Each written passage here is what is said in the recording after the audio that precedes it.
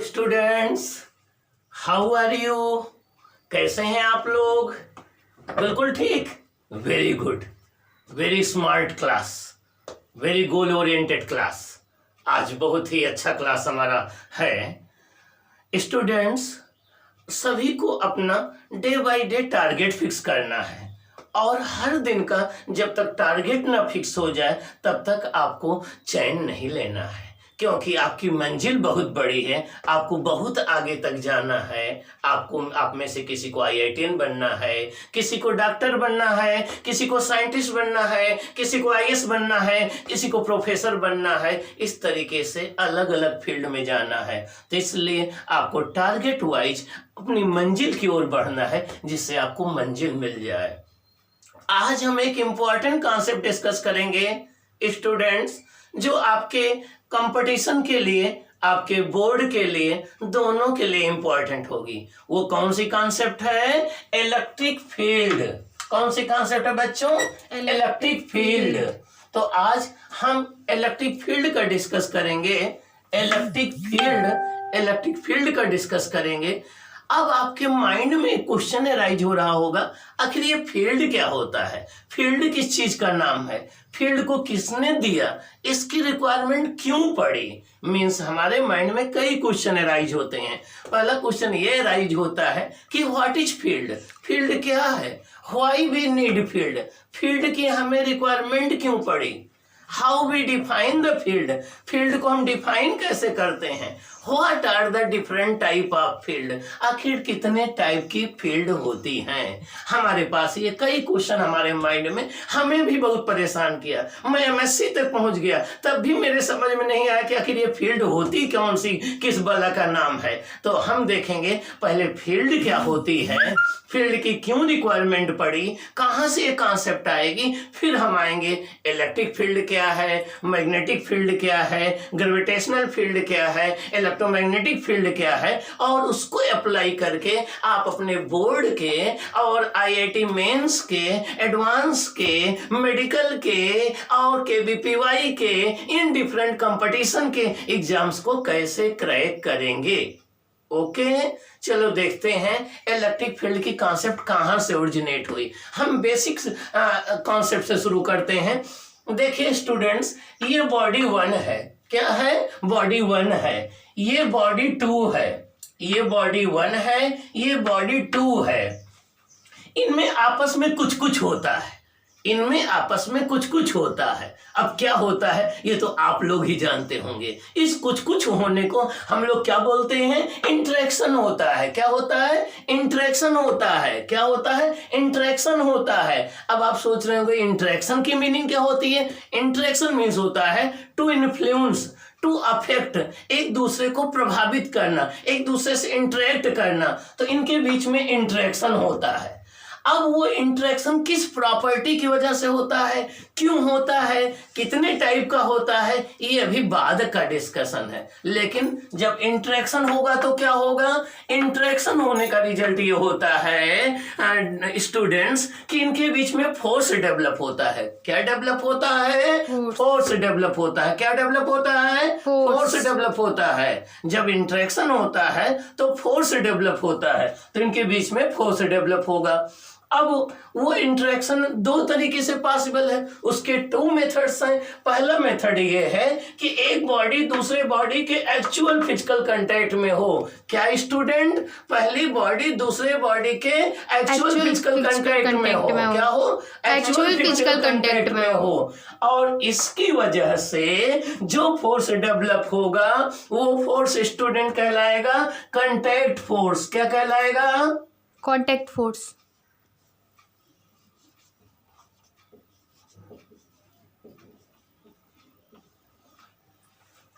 जब एक बॉडी दूसरे बॉडी के एक्चुअल फिजिकल कांटेक्ट में होती है और इंटरेक्शन की वजह से जो फोर्स डेवलप होता है, उस फोर्स को हम लोग कांटेक्ट फोर्स बोलते हैं। क्या बोलते हैं? कांटेक्ट फोर्स बोलते हैं। क्या फोर्स बोलते हैं स्टूडेंट्स?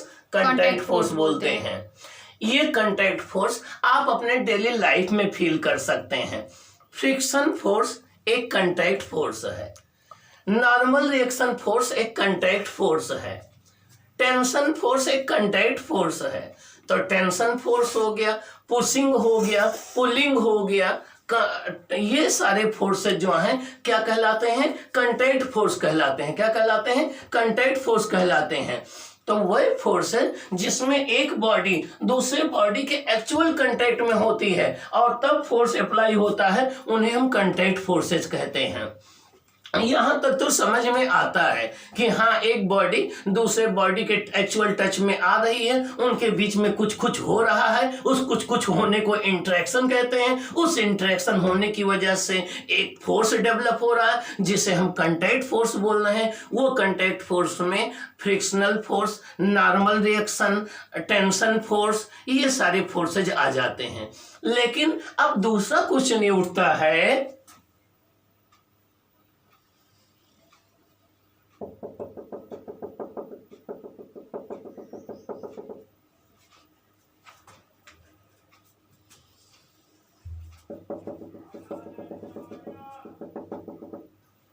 ओके स्टूडेंट्स, अब माइंड में एक क्वेश्चन और राइज होता है, आपके भी माइंड में राइज होता होगा कि देखिए यहाँ पर दोनों बॉडी एक दूसरे के कांटेक्ट में नहीं है। यहाँ पर दोनों बॉडी एक दूसरे के कांटेक्ट में नहीं है। एक बॉडी यहाँ पर है, एक बॉडी यहाँ पर है, इनके बीच में कोई कांटेक्ट नहीं है। फिर भी अगर इनमें इंटरेक्शन हो रहा है, फिर भी इनमें अगर इंटरेक्शन हो रहा है,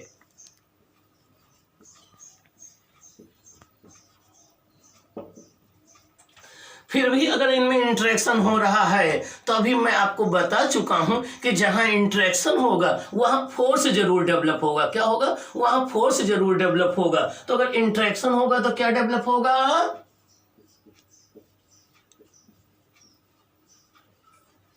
फोर्स। तो इंटरेक्शन होगा तो क्या डेवलप होगा स्टूडेंट्स? फोर्स। इंटरेक्शन होगा तो क्या डेवलप होगा? फोर्स। अब बार बार मेरे माइंड में एक क्वेश्चन उठता है कि यहाँ तो सर समझ में आता है कि दो बॉडी एक दूसरे के कांटेक्ट में आई, तो कांटेक्ट में आने पर एक बॉडी ने दूसरी बॉडी को कुछ कुछ किया और कुछ होने से फोर्स डेवलप हुआ जिसे हम कांटेक्ट फोर्स बोलते हैं। लेकिन यहाँ पर दो बॉडी एक दूसरे के एक्चुअल कांटेक्ट में नहीं है, फिर भी उनके बीच में इंटरेक्शन हो रहा है, फोर्स डेवलप हो रहा है। आखिर इस इंटरेक्शन को कैसे एक्सप्लेन करें? हम एग्जाम्पल आपको बताएं। अर्थ मून को अपनी तरफ अट्रैक्ट कर रही है, जबकि अर्थ मून में कोई कांटेक्ट नहीं है। एक चार्ज को दूसरे चार्ज से कुछ डिस्टेंस पर रख दीजिए, कोई कांटेक्ट नहीं है, तब भी वो इंटरेक्ट करते हैं। एक मैग्नेट दूसरे मैग्नेट से इंटरेक्ट करता है। आखिर इन केसेज में हम कैसे एक्सप्लेन करें कि जहां पर एक बॉडी का दूसरी बॉडी से कोई कांटेक्ट नहीं है, फिर भी उनके बीच में इंटरेक्शन हो रहा है, फोर्स डेवलप हो रहा है। ये जो फोर्स डेवलप होता है इसको बोलते हैं एक्शन एट ए डिस्टेंस, या हम बोलते हैं फील्ड फोर्सेज। क्या बोलते हैं? Field forces.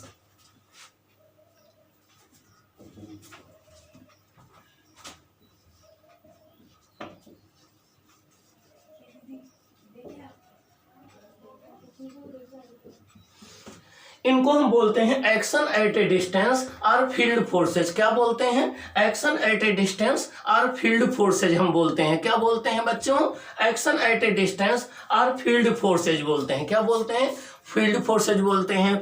अब एक प्रश्न उठता है, एक क्वेश्चन राइज होता है माइंड में कि भाई एक बॉडी दूसरी बॉडी के एक्चुअल कांटेक्ट में नहीं है, फिर भी एक बॉडी दूसरी बॉडी को कैसे इंटरेक्ट कर रही है? आप अपने स्कूल में बैठे हुए हैं, मैं अपने घर में बैठा हूं, फिर भी हम आपके बीच में इंटरेक्शन हो रहा है, फोर्स डेवलप हो रहा है, तो आखिर उसको एक्सप्लेन कैसे किया जाए, उसको डिस्क्राइब कैसे किया जाए?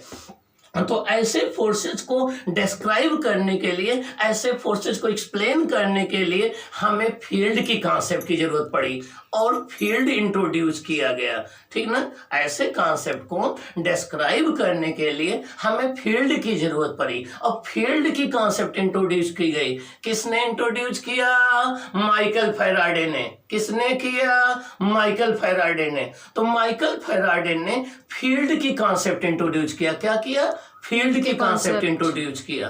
तो उन्होंने ये बताया कि हर एक बॉडी अपना एक फील्ड प्रोड्यूस करती है, लेकिन अब वो फील्ड इलेक्ट्रिक फील्ड होगी या मैग्नेटिक फील्ड होगी या ग्रेविटेशनल फील्ड होगी, वो किस बात से डिसाइड होगा? वो डिसाइड होगा उस बॉडी के बेसिक प्रॉपर्टी से। किससे? बेसिक प्रॉपर्टी से। अगर उस बॉडी के अंदर बेसिक प्रॉपर्टी मास है तो जो फील्ड प्रोड्यूस होगी वो कहलाएगी ग्रेविटेशनल फील्ड। अगर वो बेसिक प्रॉपर्टी चार्ज है तो उसके चारों ओर जो फील्ड प्रोड्यूस होगी वो कहलाएगी इलेक्ट्रिक फील्ड। अगर वो basic property charge in motion में है तो उसके चारों ओर मैग्नेटिक फील्ड प्रोड्यूस होगी। अगर वो एक्सलेटेड चार्ज है तो उसके चारों ओर इलेक्ट्रोमैग्नेटिक फील्ड प्रोड्यूस होगी। इसका मतलब ये हो गया कि फील्ड की कॉन्सेप्ट की हमें जरूरत पड़ी उन फोर्सेस को एक्सप्लेन करने के लिए जहां पर एक बॉडी दूसरी बॉडी के एक्चुअल फिजिकल कांटेक्ट में नहीं है। जैसे दो चार्ज के बीच में फोर्स एक्ट करते हैं, दो मैग्नेट के बीच में फोर्स एक्ट करते हैं, अर्थ और किसी बॉडी में फोर्स एक्ट करते हैं, दो मास के बीच में फोर्स एक्ट करते हैं। तो इन फोर्सेस को एक्सप्लेन करने के लिए हमें फील्ड की कॉन्सेप्ट की जरूरत पड़ी। अब कौन सी फील्ड होगी ये डिपेंड करेगा उस बॉडी के अंदर प्रॉपर्टी क्या है, उस बॉडी के अंदर बेसिक प्रॉपर्टी क्या है। चलो देखते हैं प्रॉपर्टी के बेसिस पर फील्ड कितने टाइप की हो जाएगी।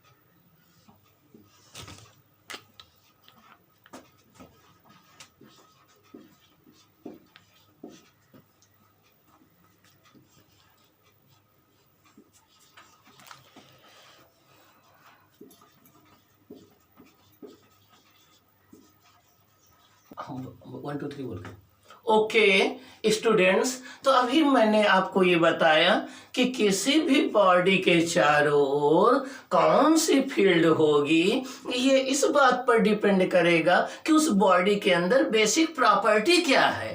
क्या बेसिक प्रॉपर्टी क्या है? क्या बेसिक प्रॉपर्टी क्या है? ओके चलो देखते हैं।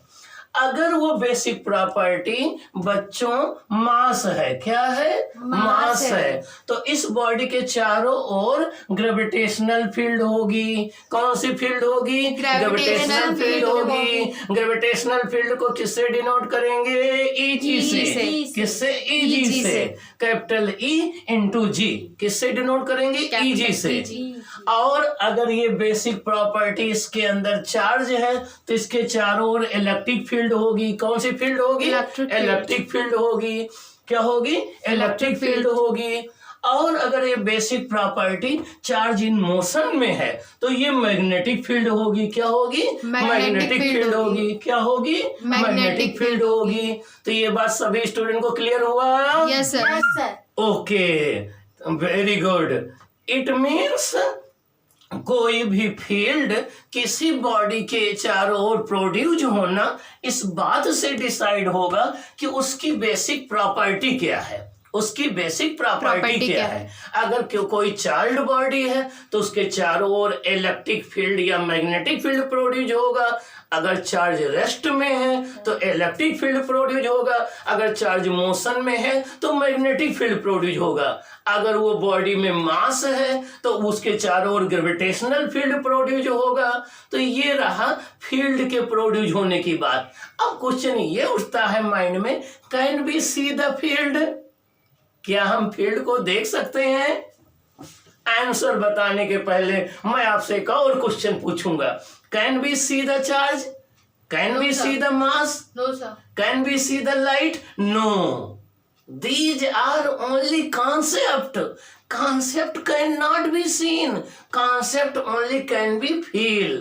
लाइट को, चार्ज को, मास को इसको हम देख नहीं सकते, दीज आर इनविजिबल, ये इनविजिबल हैं, ये केवल कॉन्सेप्ट हैं, दीज आर ओनली कॉन्सेप्ट। जब चार्ज एक कॉन्सेप्ट है तो चार्ज से प्रोड्यूस फील्ड भी एक कॉन्सेप्ट है, तो field can not be scene, it is not visible, it is invisible. Means charge को नहीं देखा जा सकता, मास को नहीं देखा जा सकता है, और जब इनको नहीं देखा जा सकता है तो इन बेसिक प्रॉपर्टी के द्वारा जो प्रोड्यूस होगी प्रॉपर्टी, इलेक्ट्रिक फील्ड या मैग्नेटिक फील्ड, इनको देखा नहीं जा सकता है। ये क्या है, इनको देखा नहीं जा सकता है, इनको फील किया जा सकता है, इनको विजुलाइज किया जा सकता है, बट देखा नहीं जा सकता है। तो electric field can not be seen, magnetic field can not be seen, gravitational field can not be seen, these are invisible, they are only concept. ये क्या है, कॉन्सेप्ट है। तो अब आपके दो बात का आंसर मिल गया। पहले क्वेश्चन का आंसर ये मिल गया कि जब एक बॉडी दूसरे बॉडी के एक्चुअल कांटेक्ट में नहीं है, फिर भी इंटरेक्शन हो रहा है, उनके बीच में फोर्स लग रहा है, ऐसे फोर्सेज को हम फील्ड फोर्सेज कहते हैं। इनको एक्सप्लेन करने के लिए फील्ड की रिक्वायरमेंट पड़ी। सेकंड क्वेश्चन का आंसर आपका हो गया कि फील्ड की कॉन्सेप्ट को माइकल फैराडे ने इंट्रोड्यूस किया। थर्ड क्वेश्चन ये हो गया कि कोई बॉडी अपने चारों ओर कौन सी फील्ड प्रोड्यूस करेगी, ये उसकी बेसिक प्रॉपर्टी डिसाइड करेगी। अगर वो चार्ज है तो इलेक्ट्रिक फील्ड प्रोड्यूस करेगी, अगर वो मास है तो मैग्नेटिक फील्ड, अगर वो चार्ज है तो इलेक्ट्रिक फील्ड प्रोड्यूस करेगी, अगर वो मास है तो ग्रेविटेशनल फील्ड प्रोड्यूस करेगी, अगर वो चार्ज इन मोशन में है तो मैग्नेटिक फील्ड प्रोड्यूस करेगी, और अगर यही चार्ज एक्सलेटेड मोशन में आ गया तो इलेक्ट्रोमैग्नेटिक फील्ड या इलेक्ट्रोमैग्नेटिक वेव्स प्रोड्यूस होंगी। तो इससे आपको थर्ड क्वेश्चन का आंसर मिल गया कि electric field, magnetic field, gravitational field ये कॉन्सेप्ट हैं, और ये एक बॉडी के चारों ओर प्रोड्यूस होती हैं, और ये सब इनविजिबल हैं। क्या है, इनविजिबल हैं। अब इसके बाद हमें डिफाइन करना है, इलेक्ट्रिक फील्ड को। किसको डिफाइन करना है, इलेक्ट्रिक फील्ड को डिफाइन करना है। अब चलिए हम इलेक्ट्रिक फील्ड को डिफाइन करते हैं। ओके,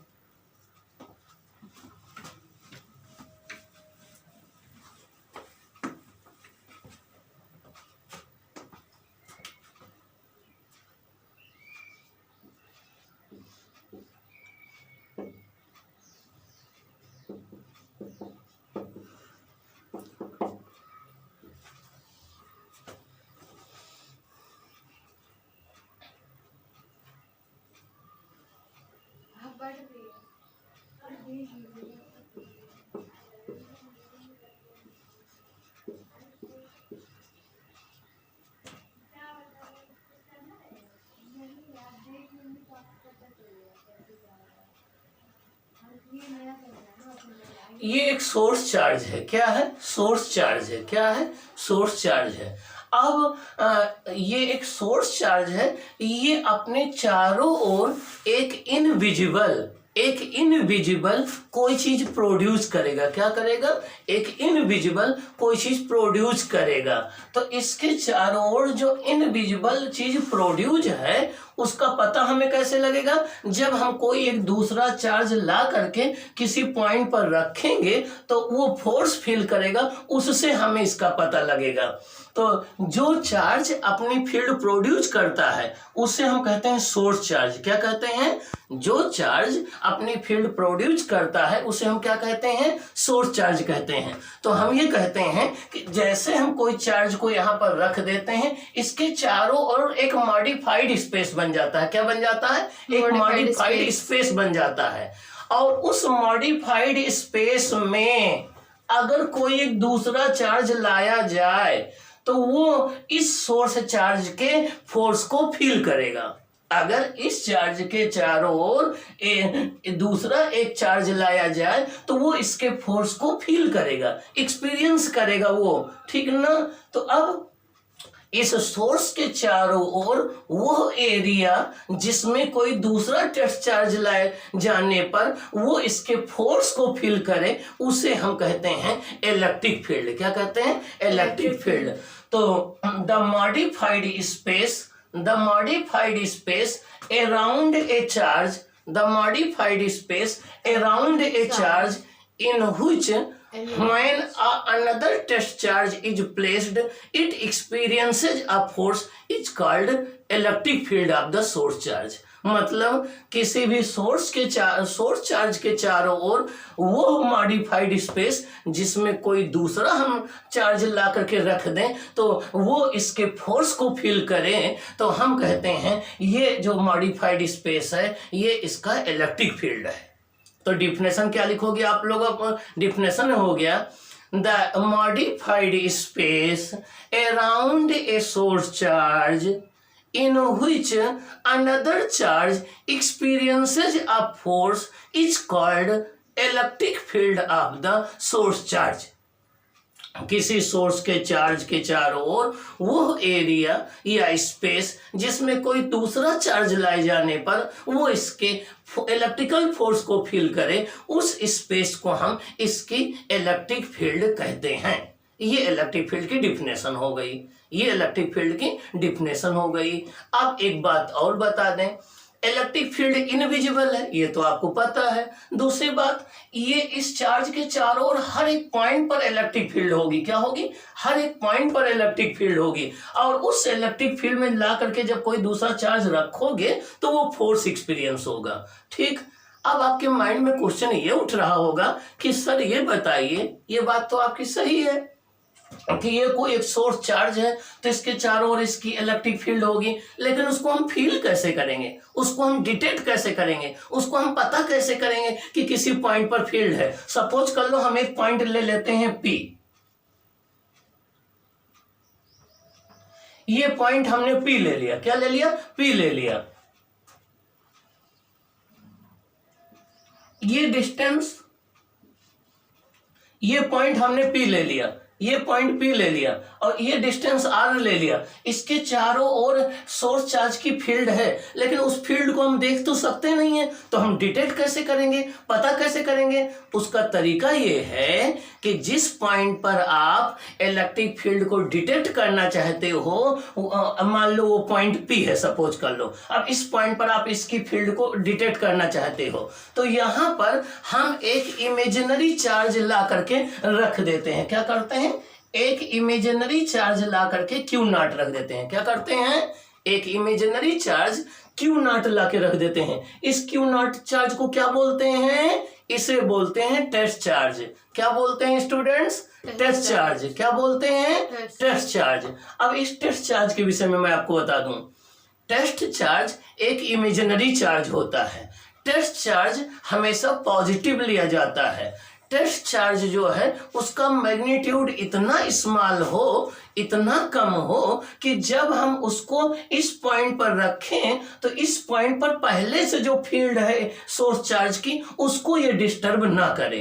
फिर से सुन ले important point, test charge always positive होता है, टेस्ट चार्ज इमेजिनरी होता है। टेस्ट चार्ज का magnitude very very very small होना चाहिए, जिससे इस टेस्ट चार्ज को जब यहाँ पर हम रखें तो इस पॉइंट पर जो पहले से फील्ड हो वो चेंज ना हो। दूसरी बात, इस टेस्ट चार्ज को यहाँ पर रखने पर इस पर कोई फोर्स न लगे, वो नेग्लिजिबल हो। तो आपको टेस्ट चार्ज के विषय में स्टूडेंट 4 बातें याद रखनी है। नंबर 1, नोट करिए अपने नोटबुक में, test charge is an imaginary charge. Second, test charge is always positive charge. Third, the magnitude of the test charge is very small so that it cannot disturb the electric field present at the point P. Okay? अब इसका magnitude very small होता है। इसको कैसे दिखाते हैं? इसको ऐसे राइट करते हैं, इसको ऐसे राइट करते हैं। टेस्ट चार्ज का मैग्नीट्यूड वेरी स्मॉल होता है, इसको हम ऐसे राइट करते हैं Q0 tending to 0, Q0 tending to 0। तो ऐसे हम शो करते हैं। अब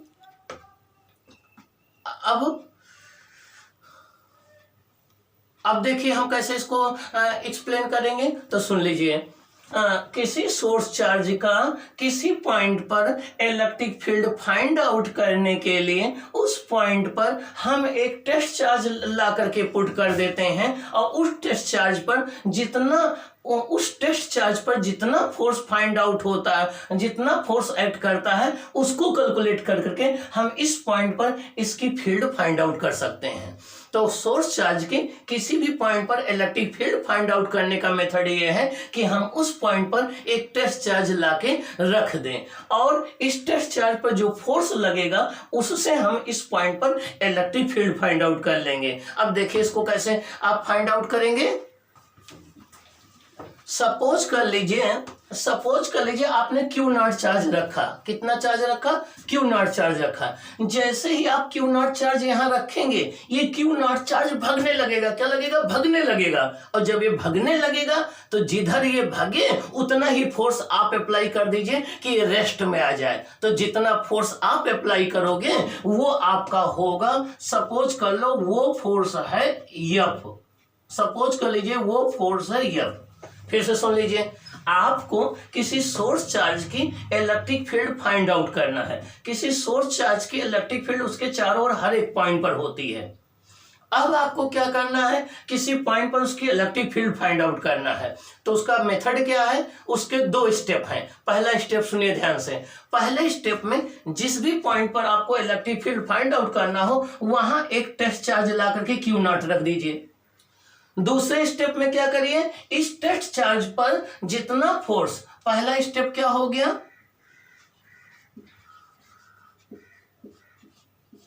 स्टेप 1 में क्या किया आपने? पी पॉइंट पर आपने एक ला करके टेस्ट चार्ज रख दिया। स्टेप 2 में क्या करना है आपको? जैसे ही आप टेस्ट चार्ज लाके पी पॉइंट पर रखेंगे वो एक फोर्स एक्सपीरियंस करने लगेगा, वो एक फोर्स फील करने लगेगा, और उस फोर्स की वजह से ये टेस्ट चार्ज मूव करना शुरू करेगा। किस डायरेक्शन मूव करेगा अभी हम आगे बताएंगे। अब आपको क्या करना है? वो फोर्स कैलकुलेट करना है। कैसे कैलकुलेट करना है? कूलम्स लॉ से। कैसे कैलकुलेट करना है? कूलम्स लॉ से। सपोज कर लो वो एफ है। अब क्वेश्चन ये उठता है, ये फोर्स कैसे फाइंड आउट करेंगे? कूलम्स लॉ से। कैसे फाइंड आउट करेंगे? कूलम्स लॉ से। कूलम्स लॉ आप हमारे प्रीवियस क्लास में पढ़ चुके हैं। तो ये फोर्स आपने फाइंड आउट कर लिया। थर्ड स्टेप में क्या करेंगे?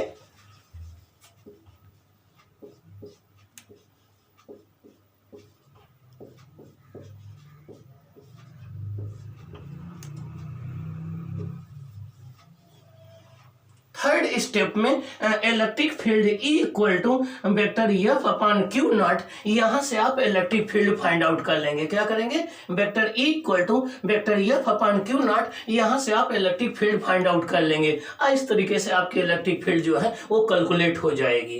अब इस स्टेप को हम एक बार फिर आपको रिवाइज करा दे रहे हैं। आप हमारे साथ बोलते रहिए, ठीक ना? Speak with me. जब भी कोई एक सोर्स चार्ज एक किसी पॉइंट पर हम रख देते हैं, उसके चारों ओर एक मॉडिफाइड स्पेस बन जाता है। उस मॉडिफाइड स्पेस को उस सोर्स चार्ज की इलेक्ट्रिक फील्ड कहते हैं। ये इनविजिबल होती है, और हर एक पॉइंट पर प्रेजेंट होती है। अब क्वेश्चन ये उठता है कि हम इस इलेक्ट्रिक फील्ड को किसी पॉइंट पर कैसे फाइंड आउट करें। तो उसके 3 स्टेप्स हैं। कितने स्टेप्स हैं? 3 स्टेप्स हैं। पहला स्टेप ये है कि आपको पी पॉइंट पर एक ला करके टेस्ट चार्ज रख देना है। दूसरा स्टेप है कि उस टेस्ट चार्ज पर जितना फोर्स ऐड करे वो फोर्स कैलकुलेट कर लेना है कूलम्स लॉ से।